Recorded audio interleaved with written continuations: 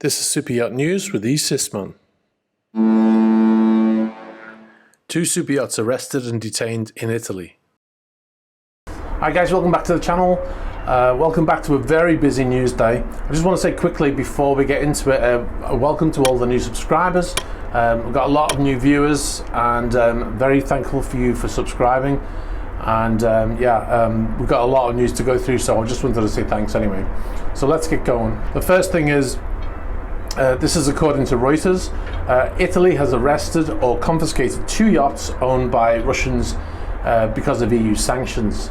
But the first boat is a boat called Lady M, as you can see here. It's a 65 meter or 213 foot Palmer Johnson built in 2019. This vessel is owned by Alexei Mordechai. Now, a few people sent me links. Also, I want to thank everybody who sent me links. I've been inundated with information, which has been fantastic. Thanks for everyone who's sending me through the data. I appreciate all of it. I'm sorry I can't read out everybody's names, but I really appreciate that. Alexei Mordechai owns 2 boats, which we'll get into in a minute. But this vessel is worth about $27 million. And it's been confiscated according to this report. Mordechai ranks first in Forbes amongst Russian billionaires with a net worth of $29 billion. In a statement, Mordechai said, "I have absolutely nothing to do with the current geopolitical tensions.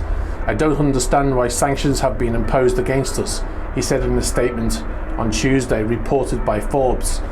But what is interesting about that statement is he did not mention the Ukraine invasion or Russia's involvement in that directly. He just said geopolitical tensions. The boat, as I said, is a 65 meter or 213 foot boat. Now, if you're thinking that's a small boat for a man who's worth $29 billion, maybe you're right, because he just took delivery in 2021 of another super yacht called Motor Yacht Nord. This boat is 141 meters long or 464 feet, and it has a gross tonnage of 10,000 gross tons. She's out of reach right now of UK sanctions, that is, because she's in the Seychelles, which is, if you don't know where that is, that's an island off the east coast of Africa. The second boat that was arrested was reported to also be in Imperia, but is actually berthed in San Remo in Italy, according to AIS. This is Motor Yacht Lena, and it's a 38 meter or 126 foot boat, built by San Lorenzo in 2010. And the yacht belongs to Gennady Timchenko, who's another Russian with close ties to President Putin. And this vessel has been arrested, which means it's been detained, and it's going to be confiscated soon, according to the report. So one yacht that is not yet arrested is a yacht called Motor Yacht Aurora. She is currently in dry dock in Barcelona, and according to a source close to the vessel, is hastily preparing to leave. Aurora was delivered in 2017 and is valued at an estimated $120 million. Aurora is owned by Andrei Molchanov. He owns a controlling stake in the LSR Group, which is the biggest producer of construction materials in Russia. It should be noted he is not currently on the EU sanctions list. However, the hasty preparation may be a sign that he's worried, right? So you can see here on the screen here, for the last known position on AIS, she's been in dry dock in Barcelona for some time, and AIS is often switched off during refits. Okay, so the main story is about Delmar. So we've been talking about Delmar in the last few days. If you don't know what Delmar is, if you're new, Delmar is the largest super yacht in the world by volume, and is a behemoth. It dwarfs every other vessel around it. It's quite a thing to see in real life, actually. Firstly, some excellent detective work from one of my subscribers. He sent me information that you're seeing on the screen right now that shows you that Usmanov's 2 helicopters and a private Airbus A340 plane, which is massive, were all and all registered with the Isle of Man, they've all been, in the last day, they've all been deregistered. And what does that mean?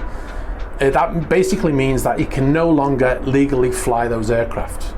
And they were deregistered, like I said, on the 3rd of March, which was yesterday, as I filmed this. His Airbus A340 is one of the largest privately owned aircraft in the world. So you might remember that I made a video saying that the boat was seized, and then I said that the boat wasn't seized, but it had been arrested. It's a bit of a grey area, and somebody put in a very good statement in the comments section that was explaining how the word seized in German has different ramifications, but effectively the vessel is arrested and is unable to leave and unable to operate, as we're going to go into right now. So according to a source close to the vessel, because of the sanctions placed against Mr. Usmanov, many of the companies that supply and support the vessel have stopped doing business with the boat. And because of this, all the crew that work for the boat will have their employment contracts terminated. From what I understand, the company that manages the boat cannot even pay their final salaries and any unpaid leave they might have earned. What does this mean for the vessel's immediate future?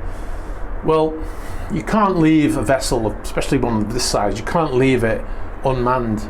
So the most likely scenario will be that they will employ a small caretaker crew to look after the vessel. Technically it's at Blohm + Voss, but Blohm + Voss is owned by Lursen now, and Lursen built this boat. So it's quite possible that Lursen could look after it themselves, but it's unlikely that will happen. Most likely scenario is that some of the crew that have just been terminated will be rehired, most certainly at a different rate of pay, to look after the vessel until this is all resolved. You may not feel very sorry for the crew of this boat because of who you know the boat belongs to, but you know, these people are professional seamen just like myself, just there to do a job. Just in the same way that if you think about Roman Abramovich owns Chelsea Football Club, right? And all of those players that play for Chelsea who are worshipped by their fans, they all work for Abramovich as well. And all the people who go to watch the games, they all pay money to Abramovich to watch that game, right? All the people who work at the club and all the businesses, they're just regular people like me who are trying to make a living. So, you know, it's very disappointing to hear that. I mean, and that boat has a crew of 80 to 90 people, plus the people who are on rotation. So I would say more likely 140, 150 people have just all been told that they don't have a job anymore. So for me as a maritime professional, that is quite a sad state of affairs. I recognize why it's happening, and I recognize that this is going to happen to a lot of people. A lot of people in my industry are going to be affected by this. So yeah, I just wanted to point that out. There's a lot of very anti-Russian sentiment in the comments right now, and I understand why that is. But just remember that not every Russian supports what's going on in Ukraine right now. There's demonstrations in Russia by people who are told that if they demonstrate, they will be arrested and put in prison. And now Putin said that he will send those people to the front line to fight as well. So yeah, not everybody's for this war. Anyway guys, I'm going to wrap it up here. Big news day. Let me know what you think in the comments. If you haven't already subscribed, please remember to do so right now and click on the little bell so you get future updates. Alright guys, thanks very much for watching, and I'll catch up with you soon. Bye bye.